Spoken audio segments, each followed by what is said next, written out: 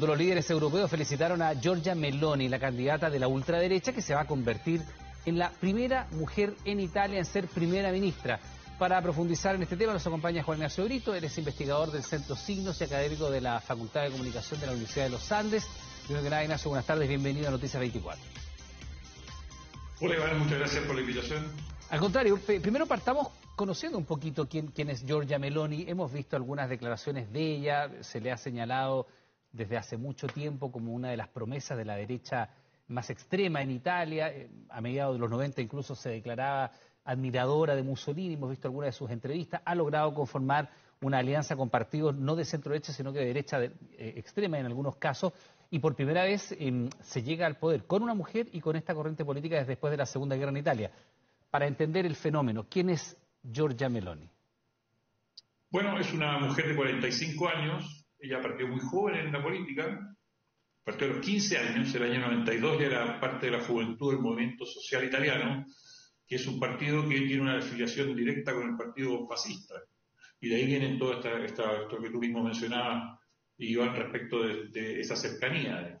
Pero la verdad es que ha ido derivando desde su juventud hacia otras ideas. Yo diría que hoy es una conservadora, es una mujer casada con una hija, que curiosamente ganó gran popularidad en Italia a raíz de un video que se le hizo, un video que pretendía casi funarla, digamos. Ella pronunció un discurso en Roma y se identificó, dijo: soy Giorgia, soy cristiana, soy madre, soy mujer, nadie me lo va a quitar. Y ese discurso, esas 4 frases, se convirtió en una suerte como de rap, un remix que hicieron unos DJs para ridiculizarla, pero finalmente lo que pasó fue exactamente lo contrario. Y eso la hizo muy, muy popular, junto al hecho de que era la única líder de partido opositora al gobierno de Mario Draghi, que es el gobierno que va a salir ahora a fines de octubre para que entre el de ella. Entonces se hizo muy famosa por eso. Curiosamente, su padre, que lo abandonó cuando era chica, digamos, junto a su hermana y a su mamá, era comunista, fíjate. Un padre comunista que la abandonó, quizás ese abandono, ella ha dicho que no tiene, que eso le dejó un gran vacío, y que todo se lo debe a su madre, una mujer que era bastante leída, parece, una mujer que tenía mucho ímpetu, mucha fuerza, y que la forjó a Giorgia Meloni sola. Ahora, Juan Ignacio, buena parte de la prensa también se queda con esas declaraciones de ella, básicamente de los 90, ¿no? Donde ella se declaraba derechamente admiradora de la figura de Benito Mussolini, decía: no ha habido otro político como él, hizo grandes cosas por nuestro país. Bueno, y 77 años después de eso, la extrema derecha gana por primera vez las elecciones en Italia. Además viene de un periodo de altísima inestabilidad política, con una rotativa muy alta de primeros ministros que no han logrado conformar gobiernos que perduren en el tiempo. Y hay varias cosas interesantes. Primero, las alianzas. Si uno ve, por ejemplo, la cercanía de Giorgia Meloni con el partido Vox en España, otros grupos también franceses de extrema derecha, también en Alemania. Acá en nuestro país se le ha visto cercana tanto a ella con Kast como a Kast con ella, felicitándola. Candidato republicano, no de Chile Vamos, ¿no? ¿Qué podríamos esperar de este gobierno que vaya a conformar Giorgia Meloni? A ver, respecto de lo primero, ¿no es cierto?, de su admiración por Mussolini, yo creo que ya ha evolucionado en esto. O sea, yo no me quedaría con declaraciones de los años 90, trataría de buscar las declaraciones recientes, de hecho. Y en esas declaraciones ella se ha definido como una conservadora, en realidad. Y si uno mira su plataforma, lo que uno ve es eso. O sea, ella está opuesta al movimiento LGTB, opuesta al aborto, opuesta a la eutanasia, opuesta al matrimonio homosexual, etcétera, a pesar de que ha dicho que ella no va a tratarse, que no tiene mayorías contundentes y no hay un requerimiento social fuerte de cambiar esas leyes, por ejemplo la del aborto o la del matrimonio homosexual.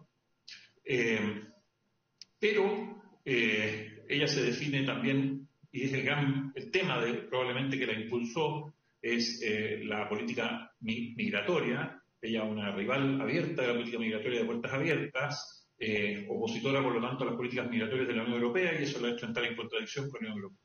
Respecto de sus alianzas o cercanía con partidos que son calificados como de extrema derecha, bueno, yo diría que es algo parecido, ¿no? O sea, yo creo que hay una postura conservadora en ella, eso es indudable, Esa es la bandera de lucha que ella ha enarbolado, la restitución del orgullo nacional, por eso habla de que ella es italiana con mucho énfasis y con mucho orgullo, también su postura católica.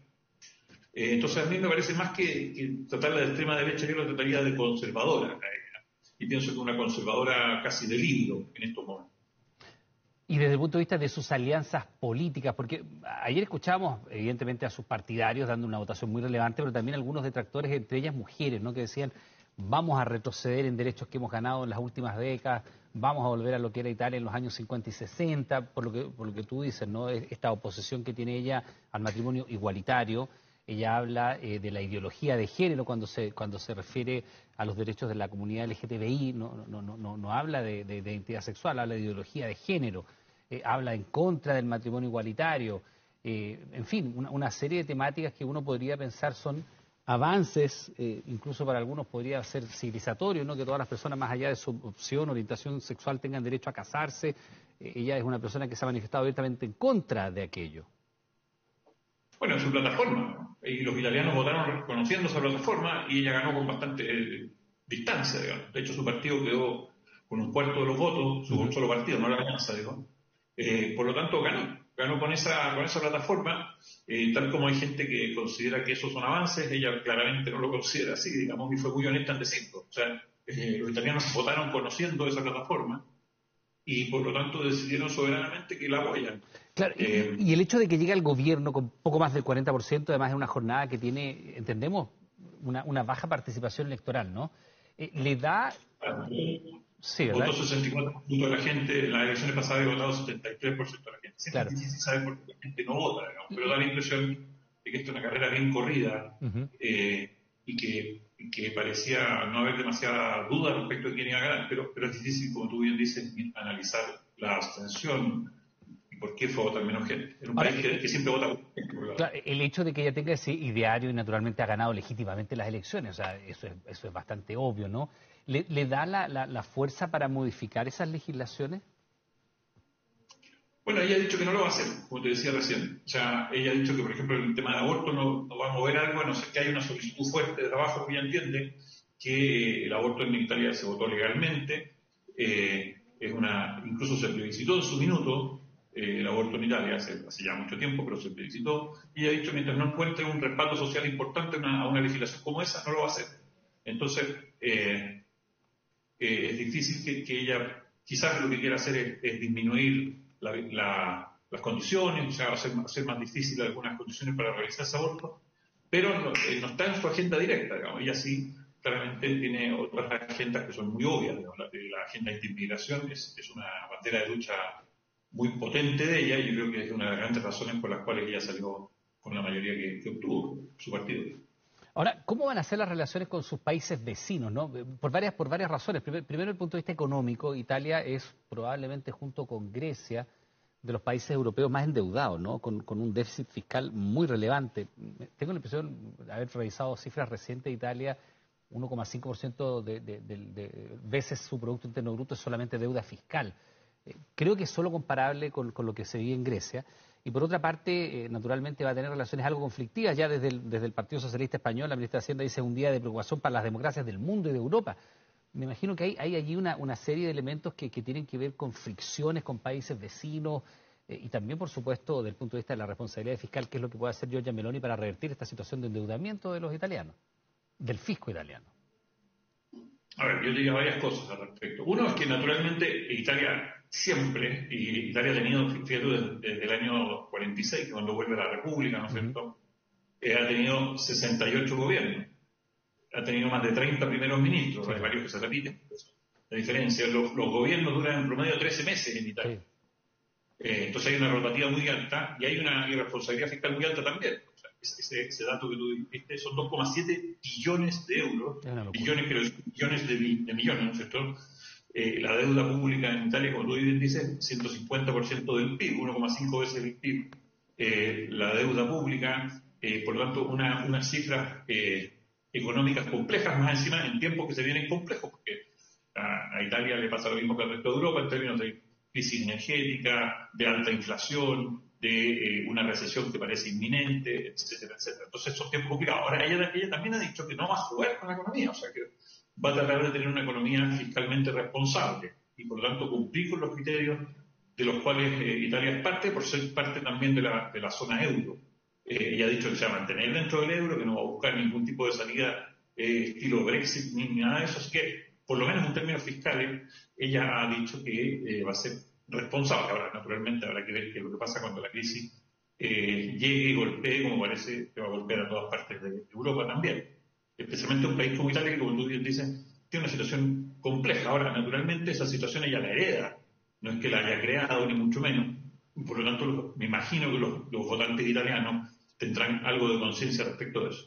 Ahora, hay una cosa que sí es relevante de su gobierno, y es que promete cierta estabilidad mayor probablemente que los gobiernos anteriores, que es que ella ha ganado con una mayoría que le permite gobernar con bastante facilidad en ambas cámaras. Y eso significa que por primera vez en mucho tiempo Italia tiene un gobierno fuerte. Y eso debería darle mayor espacio, o algún espacio, para gobernar con mayor tranquilidad que sus antecesores. Ahora, Juan Ignacio, hay una buena noticia. Sí, ahora Juan Ignacio, más allá de lo que pasa en Italia, que evidentemente ya hemos visto una jornada donde hubo una participación baja, pero absolutamente democrático el triunfo de Giorgia Meloni y la decisión de los italianos ha sido esta, y por supuesto se requiere algo de estabilidad en un país que, como tú bien has dicho, ha tenido una rotativa de primeros ministros que es altísima, y eso va generando un incentivo a la irresponsabilidad fiscal porque no hay políticas de largo plazo que se puedan implementar. Básicamente preguntarte si este triunfo de la derecha dura, muchos hablan de extrema derecha, tú dices más bien sería una derecha más bien conservadora más que una extrema derecha, pero el triunfo de Meloni y lo que significa ella abre el apetito, por ejemplo, para otros movimientos en Europa Occidental que han estado ahí muchas veces como segunda opción, a punto de llegar a gobierno. Estoy pensando en el caso de España, probablemente lo más notable el caso de Francia, en algún momento en Alemania, incluso que hubo posibilidades de que la derecha más dura llegara al gobierno. ¿Esto abre esas posibilidades? Yo diría una cosa, yo diría, en Europa hace rato, y esto viene probablemente de la crisis del euro del 2009, ahí comienza a haber una manifestación electoral evidente, han surgido partidos nacionalistas, partidos populistas de derecha, también algunos de izquierda, pero principalmente de derecha en Europa, el de izquierda en España, de izquierda en Grecia, sin duda, pero también muchos de derecha, y algunos que están en el gobierno, Fidesz en Hungría, sí, el PIS en Polonia, el Brexit naturalmente es un triunfo de ese sector, y también hay partidos importantes. La semana pasada veíamos el buen desempeño que tuvieron el partido, los demócratas suecos en ese país, en Suecia, que probablemente también van a llegar al gobierno, pero como parte de la coalición, no como socios principales. Alternativa por Alemania, el desempeño de Marine Le Pen en Francia, Vox, que es el tercer partido en España, etcétera, etcétera. Entonces, efectivamente, hay en Europa esto. Hay gente como que lo lamenta y tiene derecho a hacerlo, digamos. Lo que yo trataría de hacer más bien es analizarlo. Claro, ¿qué es lo que está pasando allí? Las posibilidades reales de que esto se impongan en los respectivos países donde insistimos, han estado cerca de llegar a gobierno. En Francia hace mucho rato que son la segunda opción más votada. En Alemania hace 2 elecciones también tuvieron posibilidades reales, para no decir también lo que ha pasado en España, ¿no? Este triunfo en lo concreto en Italia, ¿abre más posibilidades para que estos sectores de la sociedad finalmente lleguen al poder? Por un lado sí, pero también vamos a tener que ver cómo lo hace. Puede ser la ratificación, si es que ella lo hace bien, eso va a legitimar o a validar una postura sobre la cual respecto a mucha gente ella misma dice, nos tienen miedo.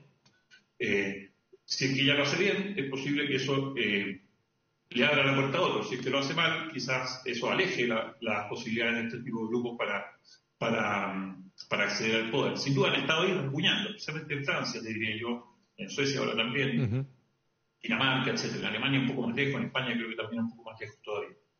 Bien, pues veremos todavía qué es lo que pasa con aquello Juan Ignacio Brito, investigador del Centro Signos, académico de la Facultad de Comunicación de la Universidad de los Andes. Muchas gracias por esta conversación, que tengas muy buenas tardes, muy gentil. Hasta luego. Que esté muy bien. Muchas gracias. Hacemos nosotros una pequeña pausa, de regreso le vamos a mostrar las imágenes.